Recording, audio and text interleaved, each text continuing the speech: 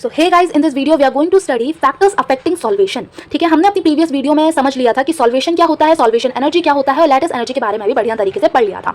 ठीक है, तो सबसे पहले हम बात करेंगे जो हमारा फर्स्ट फैक्टर है वो सॉल्वेशन एनर्जी ही है। ठीक है, तो सॉल्वेशन एनर्जी क्विक रिवीजन की तरह जल्दी समझ लेते हैं कि क्या होता है। जब कोई सॉल्यूट और सॉल्वेंट आपस में डिसॉल्व हो जाते हैं, ठीक है, और उसमें जो एनर्जी रिलीज होती है उसी को हम सॉल्वेशन एनर्जी बोलते हैं। ठीक है, और इसे हम रिप्रेजेंट करते हैं H से।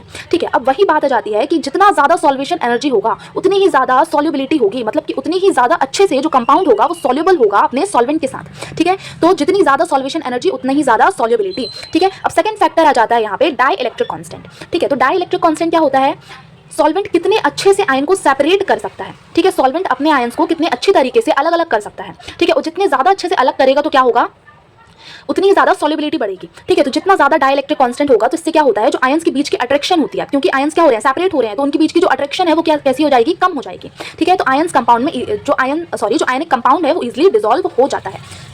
थर्ड फैक्टर आ जाता है लेटेस्ट एनर्जी। लेटेस्ट एनर्जी को हम रिप्रेजेंट करते हैं U से। तो जब कोई आयनिक सॉलिड अपने आयंस में टूटता है या जो आयंस हैं वो वापस से आयनिक सॉलिड में कन्वर्ट होते हैं, तब इस प्रोसेस में या तो एनर्जी रिलीज होती है या तो एनर्जी एब्जॉर्ब होती है। ठीक है, और वो जो एनर्जी रिलीज होती है या एब्जॉर्ब होती है उसी एनर्जी को हम लेटेस्ट एनर्जी कह देते हैं। ठीक है, तो जब आयनिक सॉलिड अपने आयंस में टूटता है तब एनर्जी एब्जॉर्ब होती है। ठीक है, क्या होती है यहाँ पे, एनर्जी एब्जॉर्ब होगी। ठीक है, वहीं पे अगर जो आयंस हैं वो अपने जो आयंस हैं वो आयनिक सॉलिड में कन्वर्ट होते हैं तो एनर्जी रिलीज होती है। यहाँ पे गलत लिखा हुआ है। ठीक है, एनर्जी क्या होती है, रिलीज होती है। ठीक है, अब यहाँ पे हम देखते हैं कि जो जितना ज़्यादा लेटेस्ट एनर्जी होगी उतनी ही कम सॉल्युबिलिटी होगी। ठीक है, लेटेस्ट एनर्जी जितनी ज़्यादा सॉल्युबिलिटी उतनी कम। ठीक है, इनवर्सली प्रोपोर्शनल है।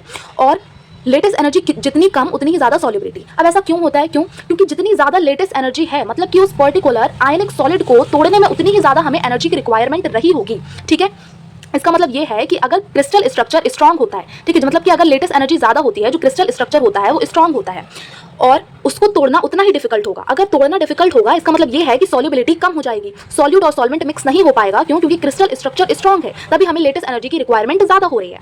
So thanks for watching.